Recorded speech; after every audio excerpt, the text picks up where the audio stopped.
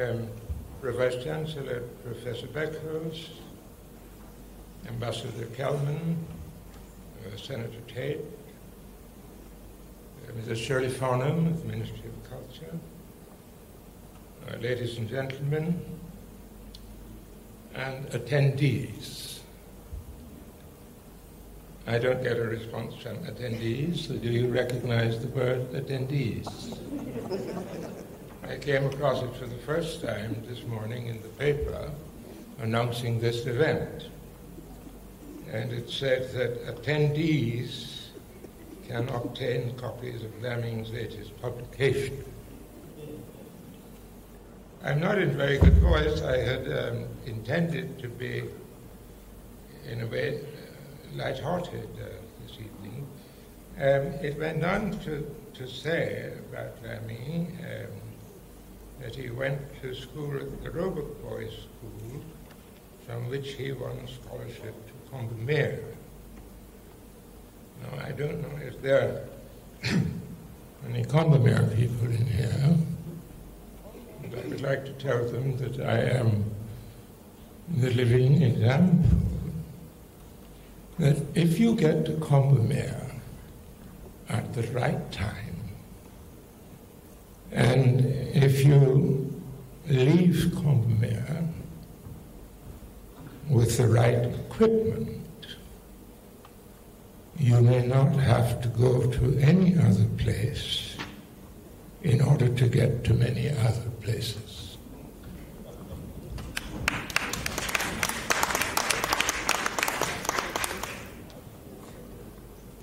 I called this morning to communicate a message to the former Prime Minister, Mr. Owen Arthur, and he wasn't there. I got hold of his aide,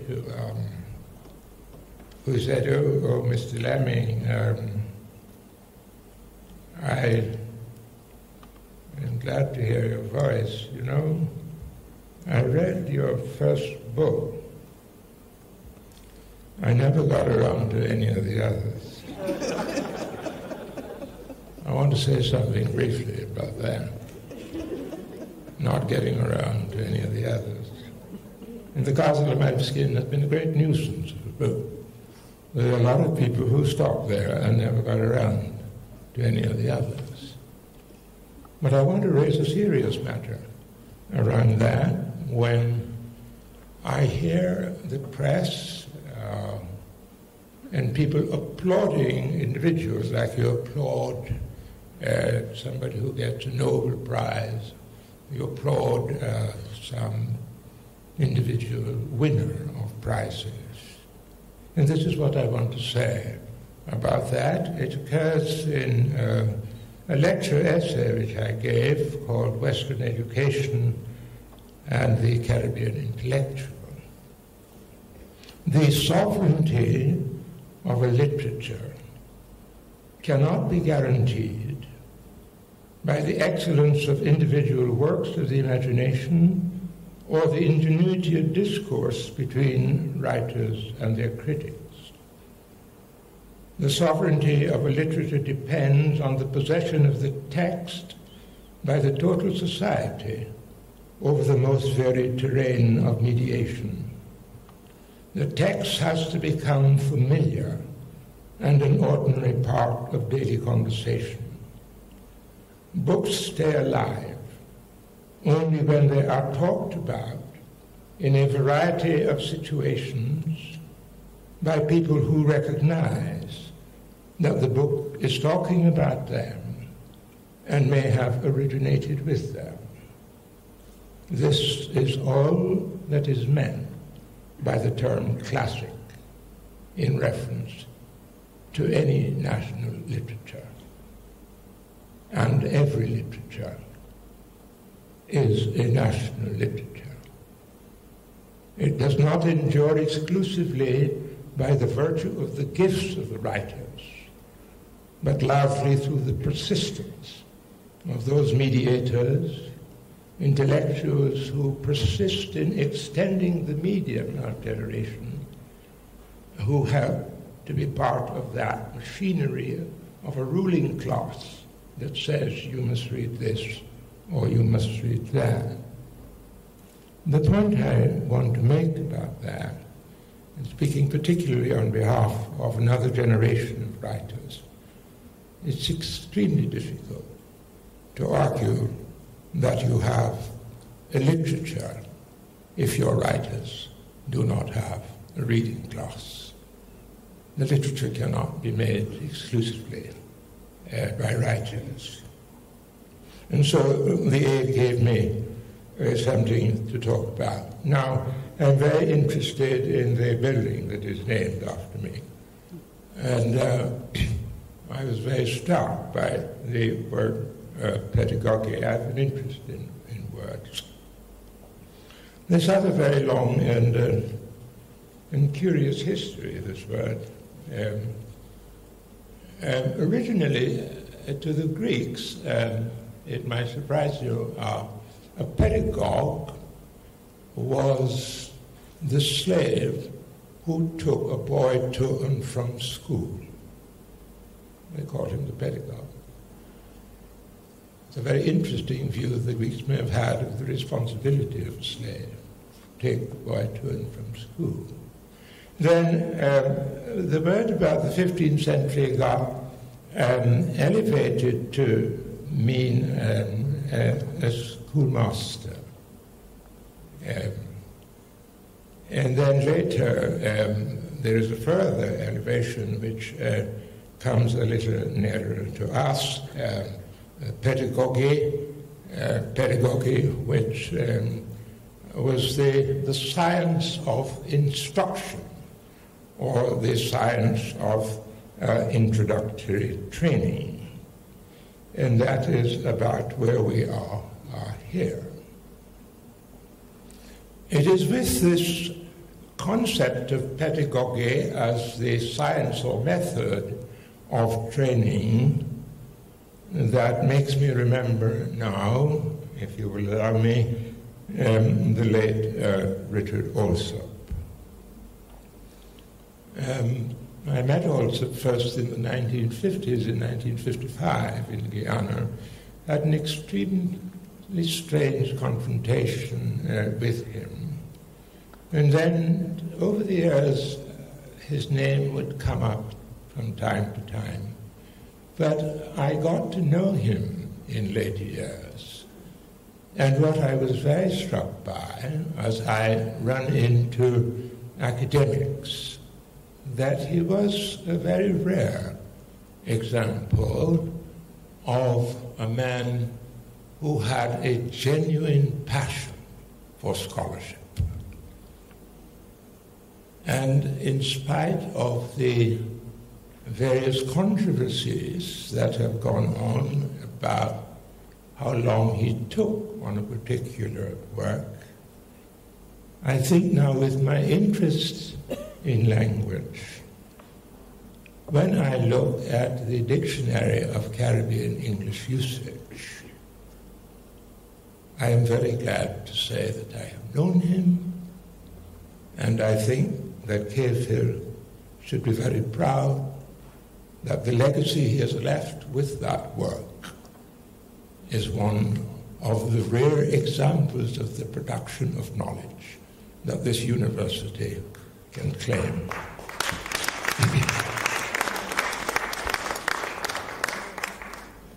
Also, and pedagogy takes one to what is the question that I think is or should be at the center of all university activity, the question of epistemology.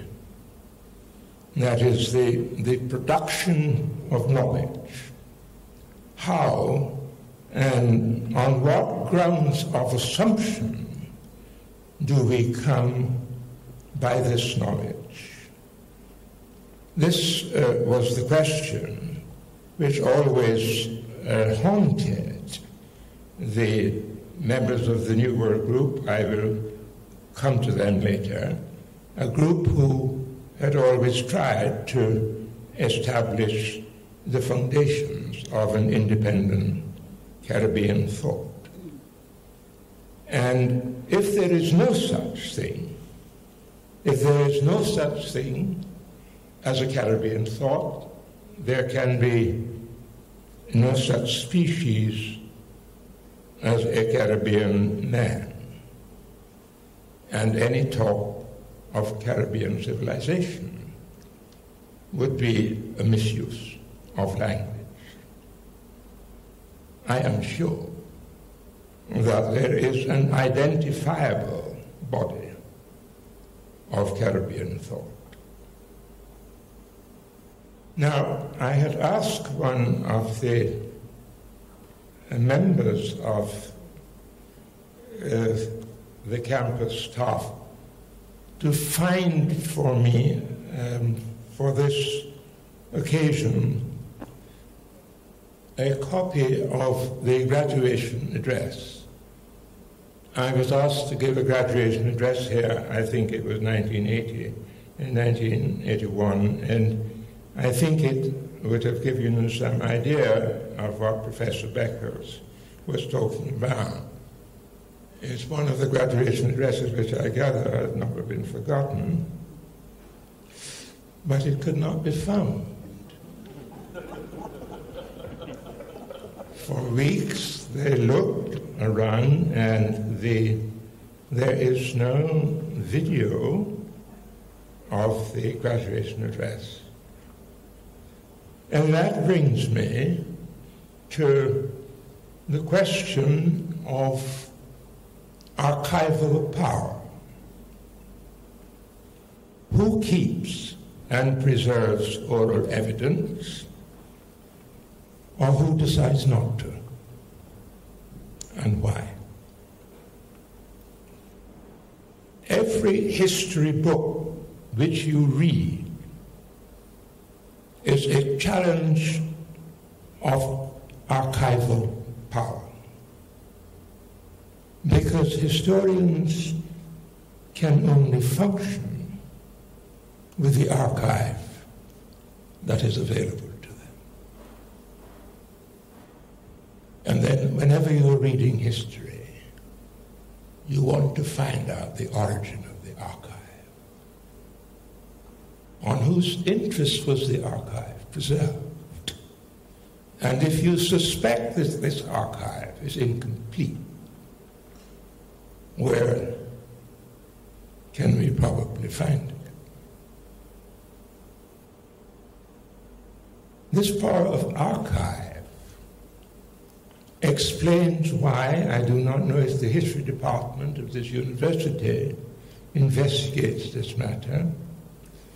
It explains why one of the greatest scandals of Western historiography is the erasure of Haiti and the Haitian War of Independence from Western historiography.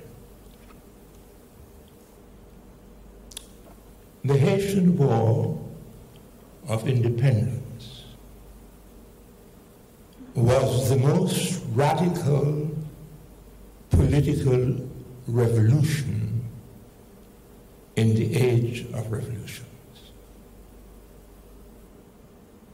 And when you read a historian like Hobsbawm, perhaps one of the greatest British historians of his time, Hobsbawm's magisterial work, The Age of Revolution, 1789 to 1843, there are 3 references to Haiti and Toussaint. And one of the 3 is footnotes. Hobsbawm is not only the leading historian of the period in which he's dealing with, but regrettably, Hobsbawm is also a Marxist historian.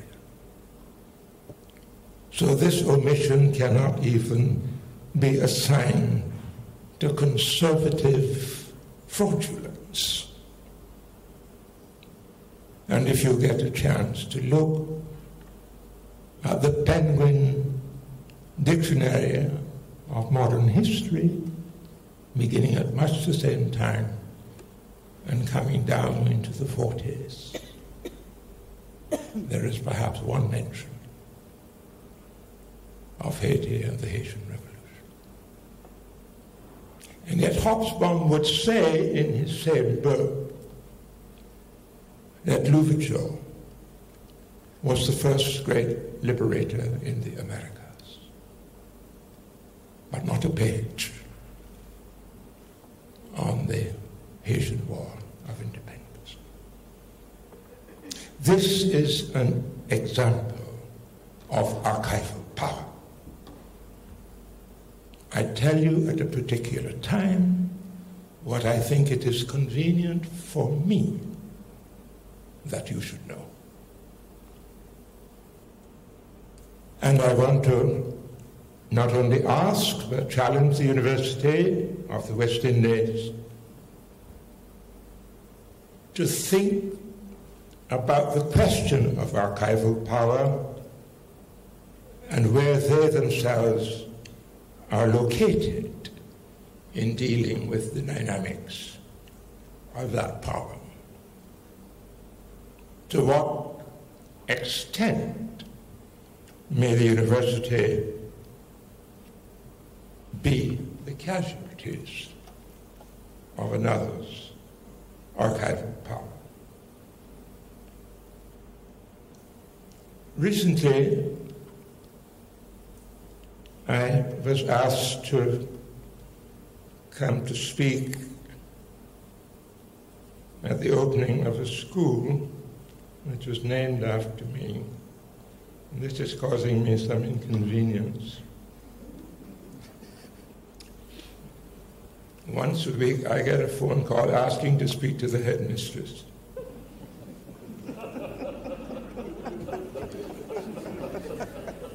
I say, I'm not the headmistress. I do not know the number of the school. But you've asked the operator to find the school for you. But I went to speak to the school, and I went deliberately. And there is a sense in which much of what I'm saying to you is influenced by what I had to say to the school.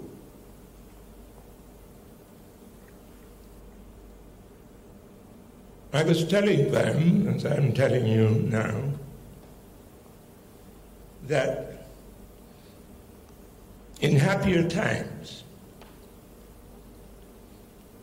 the year 2008 would have been and should have been the 50th anniversary of a genuinely sovereign West Indian nation. That is how we should have been celebrating 2008. But after 4 years of petty, insular disputes and recriminations, the experiment was abandoned. And that moment was lost. We have avoided calling this event by its real name because it was indeed the betrayal of a people by a political leadership which comprised the brightest and most distinguished products of our colonial education. The most prominent of them were Oxford graduates. We have never recovered from that failure. And 2 generations later, it now appears we are about to repeat it.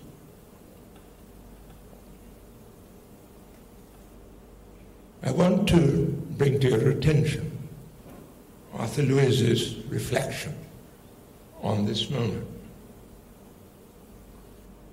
He describes this failure, his word is odd. He said it was very odd. And it was very odd since these three heads of government, despite their unquestioned allegiance to the cause, ultimately wrecked the Federation. Now, I want you for a moment to draw the parallel between that moment and 2 generations later, when a similar proclaimed allegiance to a cause is about to wreck the entire regional enterprise.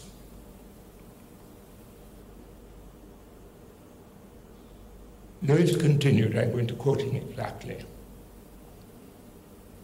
Adams, Manley, and Williams were all men of the highest quality on any definition of the word. Their talents were outstanding and their education the envy of mankind. They were men of immaculate integrity and selfless devotion to the public service. Each was at the top of his profession before entering public life and gained neither prestige nor money from entering politics. Each would have been recognized in any country of the world as a public servant of the highest caliber. I want you now to draw another parallel. Let us draw the parallel between that moment and those men and our contemporary situation. For the last 20 years or so, the political leadership, that is, the prime ministers and their technocrats from Jamaica to Barbados have been the products of the University of the West Indies.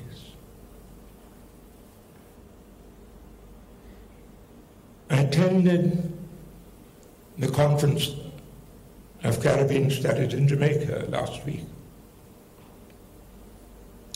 And when a charge was made at the conference that we were witnessing now a political failure, the question was asked, is that not therefore an institutional failure?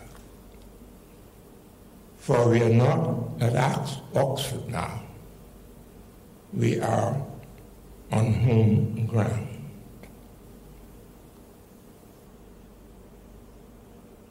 How? Lewis went on to ask, won't you catch that point? We're on home ground now. There's a period when nearly every prime minister within this CARICOM region was a product of the University of the West Indies, whose mandate in 1944 was in fact to produce a cadre of leaders that would realize the fruition of the regional enterprise.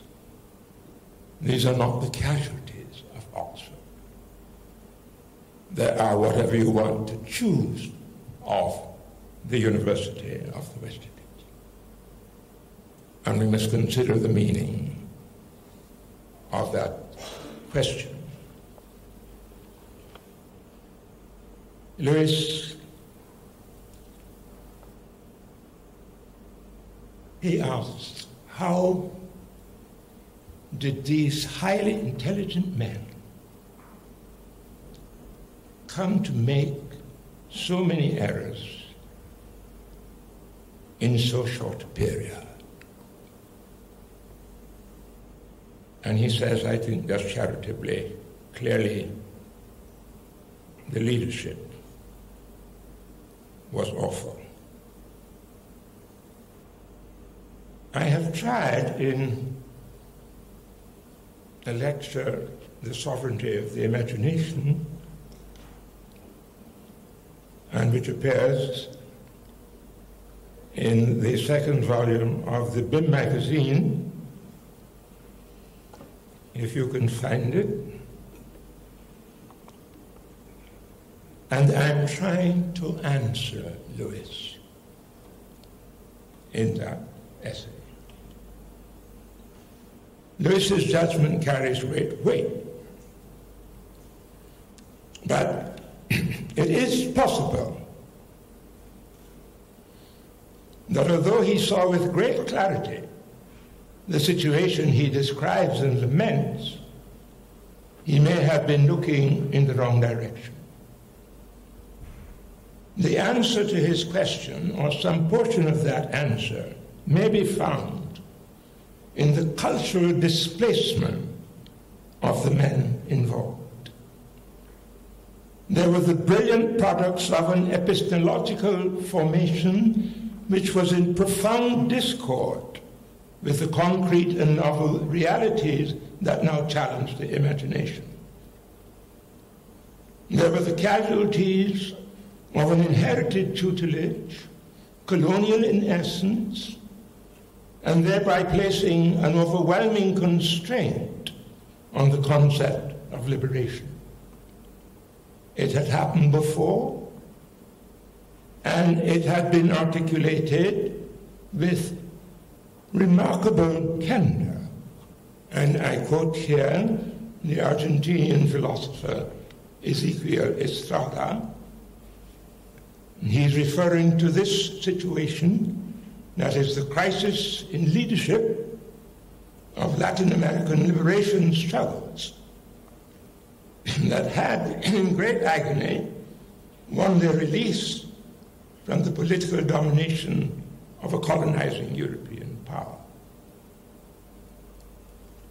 And this is what Estrada has to say. Neither here nor elsewhere is there any public awareness of the fact that cultural emancipation is not any easier, although it may be less bloody, than political liberty. And a great part of the failure of our independent movements was due to the fact that our liberation and our liberators were never liberated from themselves.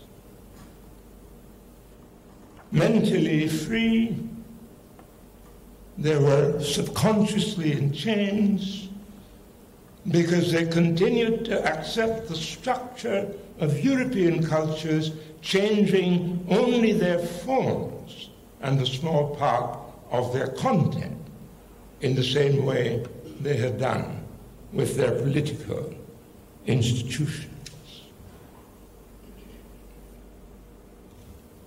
And it is on the note of culture and the case for cultural liberation that this university must think. For it is that concept of cultural liberation which is linked to the fact of archival power and which is also linked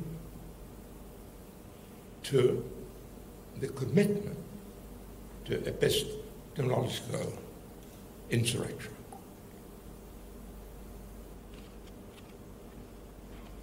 There are two words used every day by politicians, and they are now subject to a consensus of abuse. I'm going to be very brief on this. One is culture, and the other is development. And every day I hear this word, and then when I listen to the various stations, you hear the word then in practice, and realize that culture is reduced to an exclusive synonym of popular entertainment.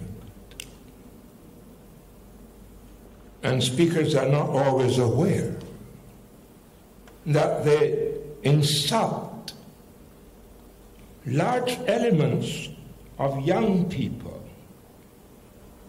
by regarding them as incapable of any intellectual activity beyond reggae on the hill. It is a mode of perception which has allowed the market to kidnap the society, convert the society into a service station, and evaluate every human activity as a commodity for sale. And because I do not draw any sharp distinction between the political and the aesthetic, it is proper for me to speak of the dysfunctional nature of our political culture. And the most toxic force which alienates political thought is the party, the political party. A generation will have to reflect seriously on democratic ways of removing the party from the electoral process, making it a constitutional requirement that no citizen could contest a national election as the member of a political party.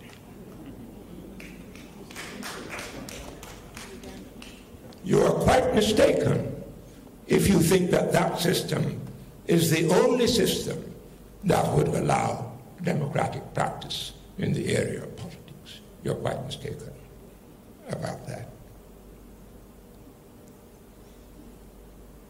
The late social scientist Carl Stone made some very fascinating observations on this question in Jamaica, where he's describing that what he called the clientelist relation between the party and its members. Politics was a clientelism. If the party wins, you have to look after the people who support the party. And I think it was in 1992, I don't have the text with me, when former Prime Minister Owen Arthur, addressing an audience in Mona, Jamaica, made the extraordinary statement, not to me extraordinary, but remarkable coming from a man who was holding office. And he said that because of this system of winner-take-all, at the end of an election, about 50% of the electorate are disfranchised. What he's saying is, if we win, those who voted the wrong may have to wait 5 years or whatever you want to get. That's what I mean by the party as a toxic force in the electoral process. Stone, a very insightful social scientist, was looking at the territories that had tried to transform this arrangement. And what he complained about was the way in which he said the tendency to personalize power at the expense of institutional machinery. And he went further on to suggest that one of the great problems was that the politicians, while offering their promises and so on, had never worked out, and this is his phrase, no commanding vision of the new society to be created. I think that is a just evaluation, but I think it is based on, in a way, a mistaken assumption. Because we should not assume that the political man is always suitably equipped to articulate a commanding vision of a new society.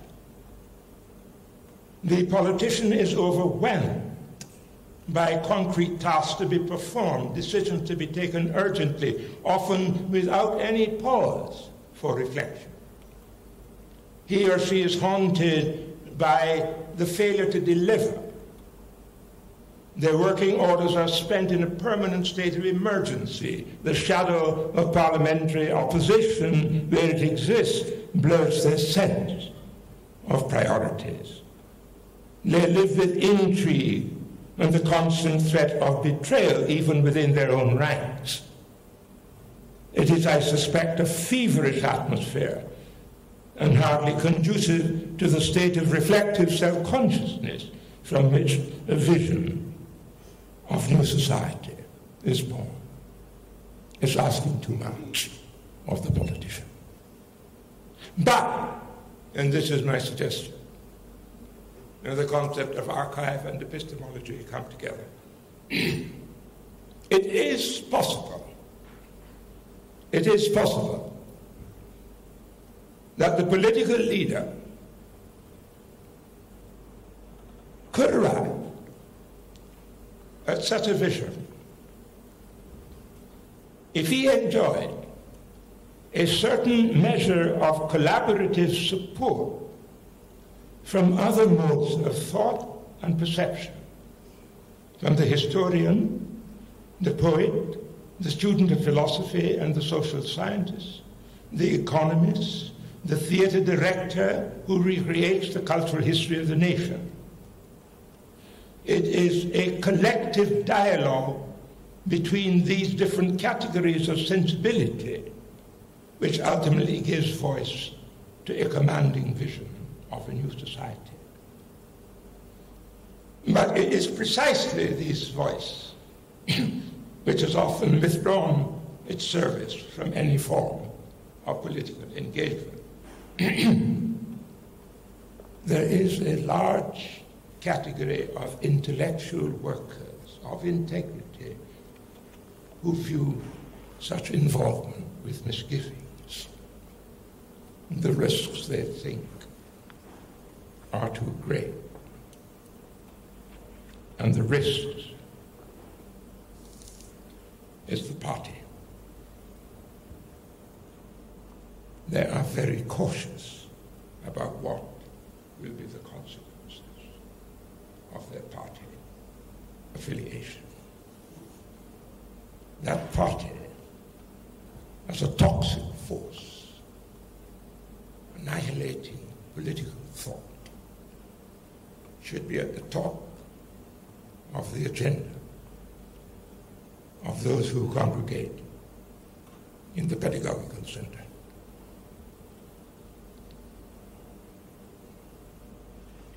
And I'm going to conclude by telling you what I was telling the teachers and students at the primary school. I was trying to communicate to them, and particularly to the students, that what they now know as independent Barbados and independent St. Lucia and independent Guyana and Jamaica would have been and could have been a family of islands sharing the same national house. And it would have been a more triumphant cultural and political achievement than anything we have so far known. The primary school is not only the first but the most important foundation on which the entire edifice of learning is constructed.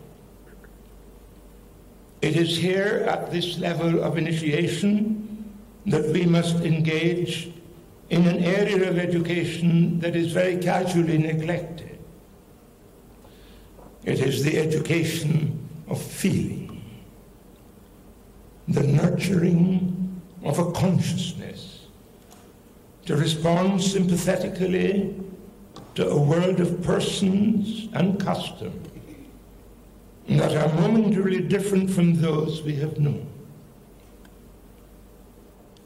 To discover your landscape as a livable home will depend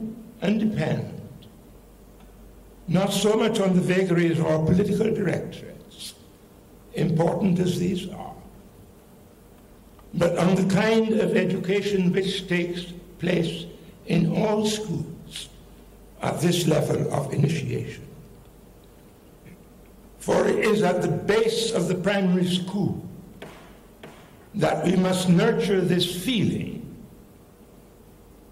that the regional unification of our institutions is the only reliable guarantee of achieving a political status that could be defined as sovereign. Thank you.